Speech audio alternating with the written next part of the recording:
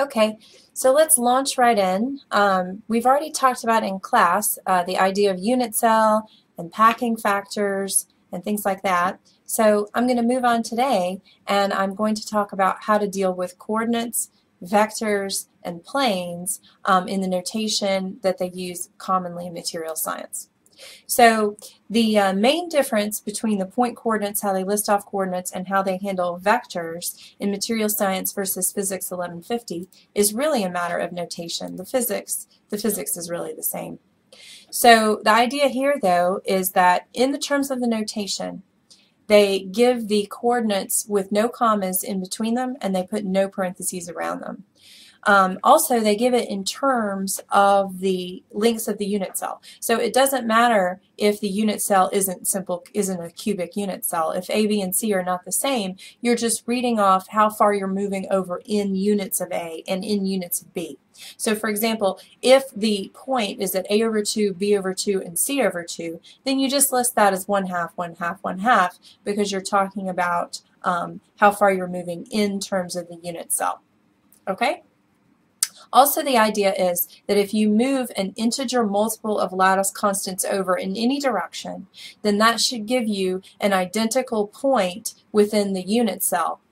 So for example, if you moved to 3/2, 1/2, 1/2, then that should be an identical point on the next unit cell forward in x as 1/2, 1/2, 1/2. So hopefully that's pretty clear.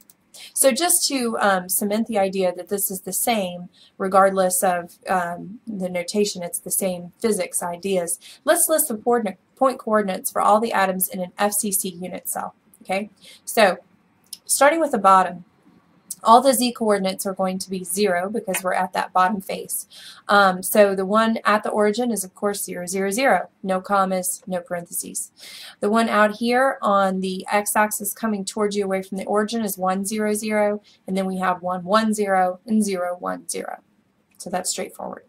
The top corners, basically the same as the bottom, except now all the z coordinates are 1. So if you read that off, 0, 0, 1, 1, 0, 1, 1, 1, 1, 0, 1, 1. Not tricky. The top and the bottom face, and that's the one that's in the center of the face on the bottom and top faces of the cube. That's for the bottom, 1/2, 1/2, 0, and then 1/2, 1/2, 1 for the top. So that's straightforward.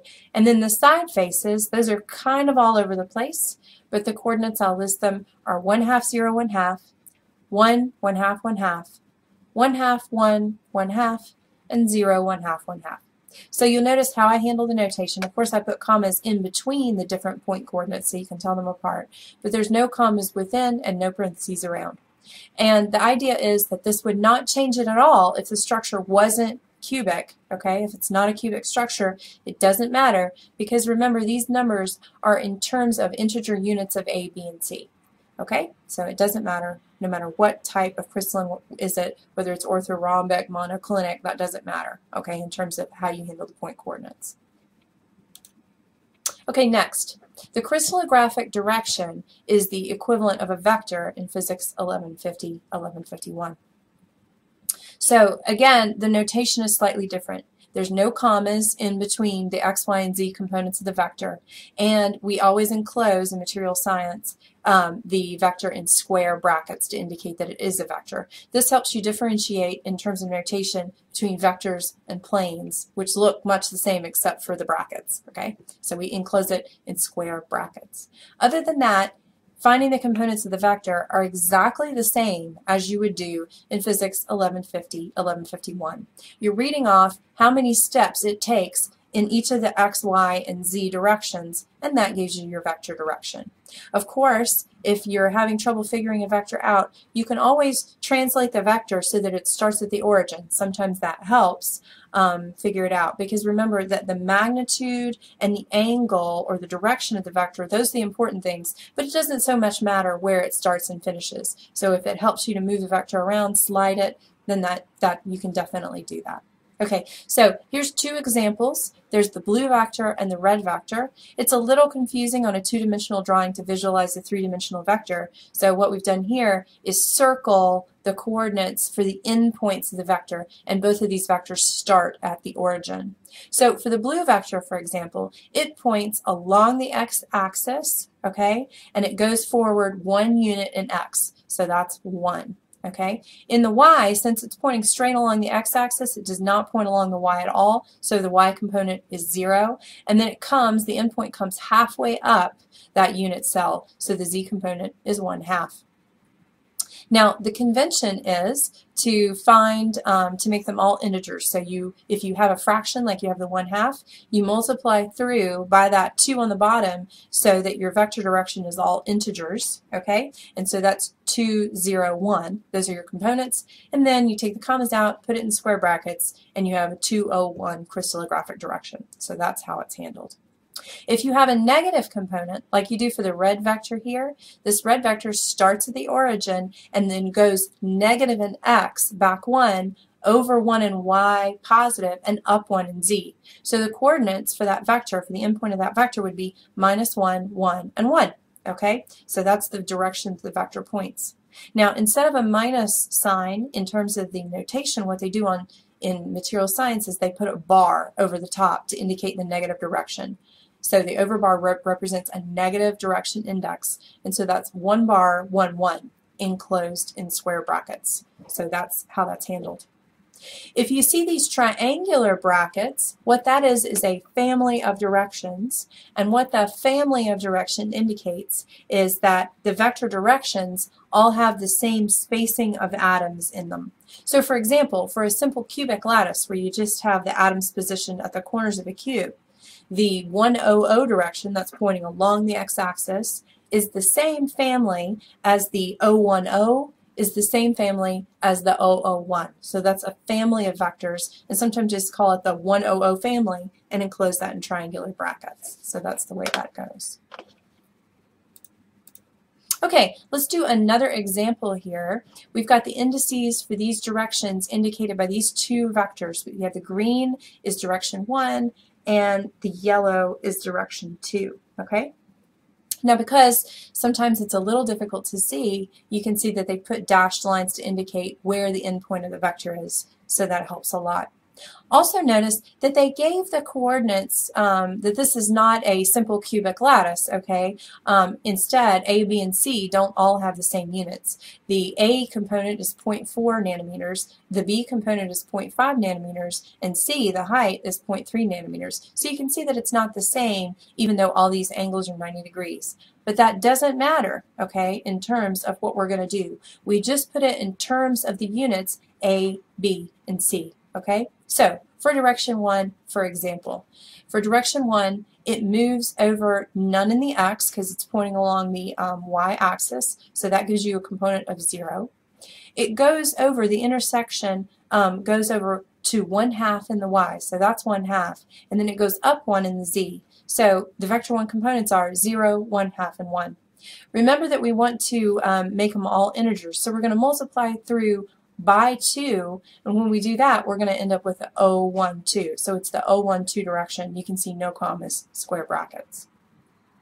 For vector 2 here, the components are, in terms of A, B, and C, 1/2, because it moves halfway up on that x-axis, 1/2 because it moves halfway over on that y-axis, and -1. Yet again, we're going to get rid and turn that into integers, so we'll multiply through by 2, so we have 1, 1, and then we had -2, and remember that the notation for a negative sign is the bar, so it's the 1, 1, 2 bar direction. So pretty straightforward, kind of the same idea for vectors and point coordinates as in 1150, 1151, just a slightly different notation.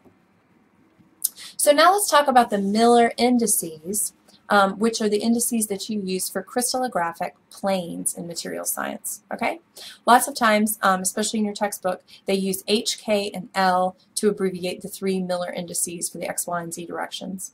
Also, the notation is for the indices for planes to enclose them in the regular looking parentheses there. Okay? So for a direction, square brackets. For a plane, these curly brackets. For a family of directions, triangles. Okay, so that's the way it goes so far. Now what Miller indices do is they give the vector that's perpendicular to the plane, okay? So, for example, here you can see the planes indicated in green here. The vectors that are perpendicular to that are in the z direction. So this is the 001 family of planes because you're giving the vector that's perpendicular to the plane. Let's look at the blue here, okay? For the blue, this has no z component, but it points in the positive x and positive y equal amounts. It slices through the unit cell diagonally. So that's the 110 family of planes. Here we have a plane that cuts through the unit cell right through the midpoint diagonally, okay? This points upwards in the x, y, and z directions equally for the vector normal, and so that's the 111 family of planes. Okay, now if you don't like figuring out what the vector is that's perpendicular to the plane, because sometimes for systems that are not cubic, that can be kind of tricky to look at and figure out. So if you don't want to do that for whatever reason, there's another way, an algorithm, to figure out what the Miller indices are for your particular plane. Okay? So basically, you're taking the reciprocals of the three intercepts for the plane once you've gotten rid of the fractions and common multiples. And all parallel planes have the same Miller indices. Okay, so what you do is you read off the intercepts of the plane with your x, y, and z axes in terms of a, b, and c. Okay, then you take the reciprocals of those intercepts, reduce those to the smallest possible integer values, and enclose a parentheses with no commas. Let me just show you what I mean with a few examples. So for example, for this plane right here, indicated in blue, the intercepts are, it intercepts at A, it intercepts at B, okay, and it does not intercept C. So in terms of A, B, and C, you would put for your A intercept 1, for your B intercept 1, and for your C intercept, since it doesn't intercept C, you would say infinity. Now, if you take the reciprocals of that, the reciprocal of 1 is 1, so that's your A and B reciprocal, and the reciprocal for C is 1 over infinity. Well, 1 over infinity is 0, so when you reduce that, you have 1, 1, 0, and so the Miller indices are 1, 1, 0. All right, let's look at this red plane here, all right? The intercepts there, it does not intercept either the y or the z axes, so you're going to have infinity intercepts for y and z. However, A, it intercepts halfway up, so that's 1/2, okay? Now, when you take the reciprocals of that, you get 1 over 1/2, which is 2, and 1 over infinity for the x, for the y and the z, which gives you 0, so it's 2, 0, 0. Now, you're going to reduce that to the lowest common multiple, okay, the lowest common multiple, and so that leaves you 1, 0, 0. So this is the 1, 0, 0 plane. Now, sometimes they don't carry out that reduction. Sometimes they don't do it. That's just how it's handled in the journals. All right, another example here. The intercepts here are in the x direction 1/2, in the y direction 1, and in the z direction 3/4. When you take the reciprocals of that, you get 1 over 1/2 is 2, 1 over 1 is 1, and 1 over 3/4 is 4/3, okay? Now, you're going to multiply through to get rid of that fraction, okay? You're going to multiply through by 3 everywhere. And that gives you 6/3/4, so your Miller indices are 6/3/4. If you have a family of planes that are all equivalent, like for example in the simple cubic, the 100, the 010, 001, these are all equivalent planes. They all have exactly the same look to them, same spacing of atoms, same orientation of atoms. What you do is you close those in curly brackets, and that gives you your intercepts, your family of planes. Okay, one more example. I'm highlighting this one for plane A for a very specific reason. You notice that plane A here actually intercepts the origin that you've chosen for this lattice. Okay. Now that can make it a little tricky to put down the intercepts. It can make it a little tricky. So what you can do is you can slide your origin over and choose a slightly different origin. Okay. Slide it one direction, either in the x direction, the y direction, or the z direction, whatever's convenient. I chose to slide it in the y direction. So basically, I chose my new origin as where I put this green star. So that's my new origin. And it doesn't matter. You can do that. You can choose and to slide your unit cell any way you want and put your origin anywhere you want because the unit cell is equivalent. That doesn't matter. So my new origin is here at this green star on what was formerly the back right corner of my simple cubic lattice, or my simple lattice here. Okay, so with that new origin, what I do is I read off my intercepts. So my x-intercept would be 2/3, as it's shown here. That's a 2/3 intercept. My y-intercept would now be -1 because it's gone over in the y direction. This is my new origin, and that's the -y direction.